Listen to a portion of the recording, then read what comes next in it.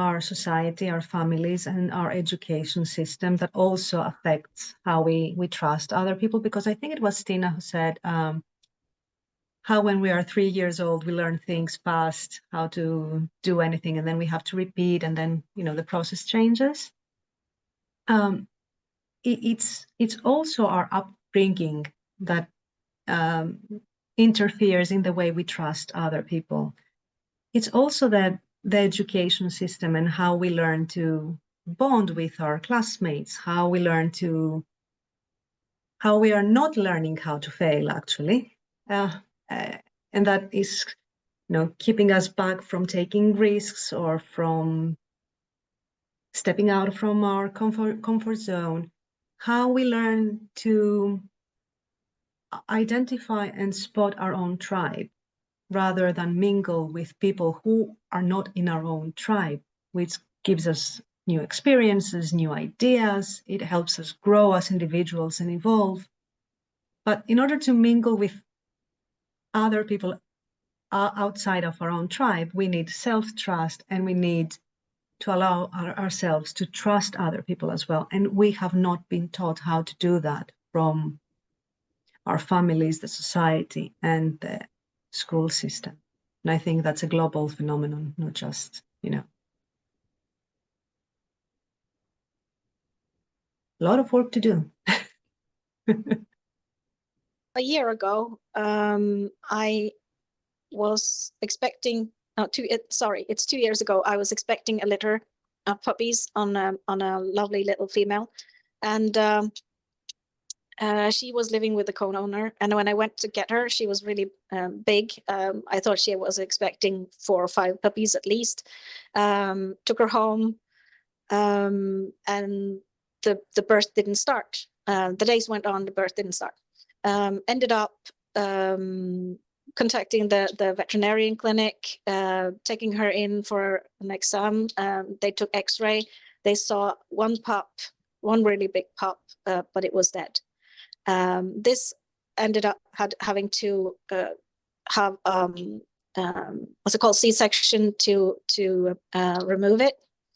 And I called my co-owner to tell her I needed the insurance information for the dog. And they had canceled her insurance without letting me know.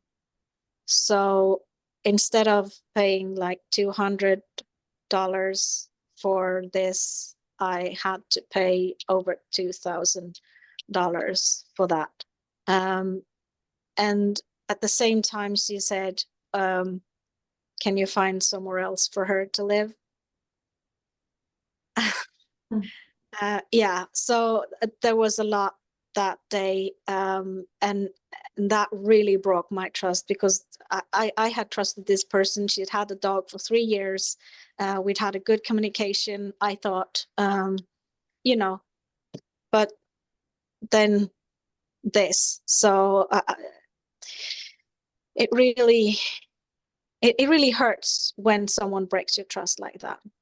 Yeah.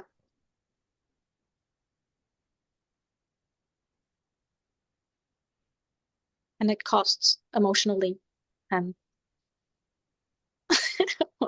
all around. Yeah, I feel. And in your case, financially, as well. Yeah, but I still feel I struggle when I'm trying to look for new co-owners now. And then I struggle to trust them. Now I'm really like, well, you have to have the insurance, you have to. And I wasn't like that before. It was just in the contract. It's supposed to be insured, da da da da da. Yeah. I was thinking about a time when I learned that you have to be very mindful of how you mix friendship and business. And I have come to a place in my life where I would prefer to preserve the friendship, because I can just go get another client, but you can't always replace a friend. And sometimes that mix just gets a little too messy. And so now if I have a friend that wants to work with me, I just lay out my terms very professionally. This is how I communicate. This is how I get paid. This is my kind of terms and conditions. And if a friend says, that they don't like that for any reason, I just say, okay, we don't need to work together then. And I just remain very neutral about it. I'm not offended that they didn't like my contract. I don't have any issue with them because of it. It just stands as it is.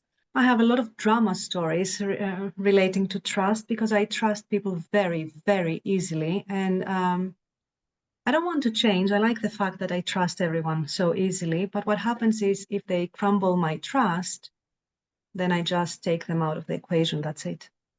And I sleep well at night. So it's pretty easy. And life is too short to, feel sad about things that you can't really control. So if I give my trust to someone, I expect that they give their trust back to me. If that doesn't work out, fine. There are so many people on this planet. Just move on.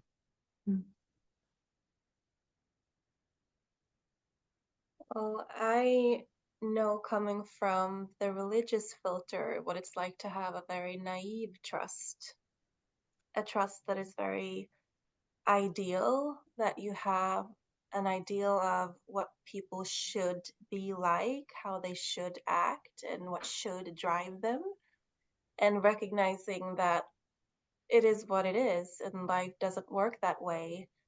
And for me, having people break my trust has been less and less dramatic, less and less emotional, less and less judgment, into more and more just, and I'm not saying this is easy, but it feels good to be in a place of just peace. It is what it is. And thank you for letting me know where you stand. Thank you for showing your character. Thank you for showing how much you value this relationship, so that I can make my decisions accordingly. Yeah. Yeah, it's liberating, isn't it? It is. You just don't worry too much about it, and see how it goes. And if that's it, if it doesn't work out, it didn't work out. Thank you. It's the key word you said. Thank you. Let's move on. For me, I've lived in a complex now for 10 years and could always count on maintenance and management, and then management's changed and changed and changed, and even owners changed, and it's getting not so trustworthy. And yeah, so I've been dealing with, like Steve Nichols, and the thought loops, and keeping my anxiety down. Just because things are getting crazier and crazier doesn't mean I have to get more anxious. And it's even like, if you even say something, people are so rattled themselves that they snap back or whatever, trying to be helpful, and like just a drain outside the apartment, they're not maintaining it, and my husband and I get out there and make sure the drain's working just right. And yeah, it's been frustrating initially, and it started to almost get to the point of scary, and really the whole world just seems like it's just off its rocker. Which we went over that with another guest. It was a good session too. How about you, Maria? I don't know.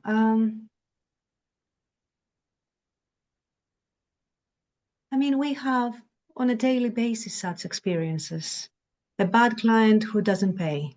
I also live in a complex, and I had to run for 5 years the maintenance of the buildings and everything. And people would not pay 50 euros per year. I'm not talking about any big amount. And we live in a posh area, and they have expensive houses, and they wouldn't give me 50 euros per year for the maintenance of the complex. And I had to chase them. I was like, oh my God, why am I doing this? And I know we have these trust issues and miscommunication and difficulties on and on a daily basis. But the key word is to maintain our sanity. What you said, your stress levels. I mean, if you get sick because someone else is doing something wrong, he's winning, you're not winning. And I feel that I don't want to allow anyone to win over me. I want to be in control of my own emotions. I mean, I feel as if I let people step on me a lot in the past, so I say no more.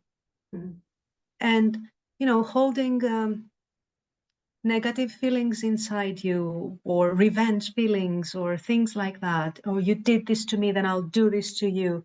Oh God, it's yeah, you don't sleep at night that No. way. So It's a never-ending not- story. yeah, it's not worth it. It's a small life, very small. So we have to enjoy it as much as possible. I love it. Thank you so much for being our special guest, Maria. Thank you. Thank you. It was lovely. Thank you so much.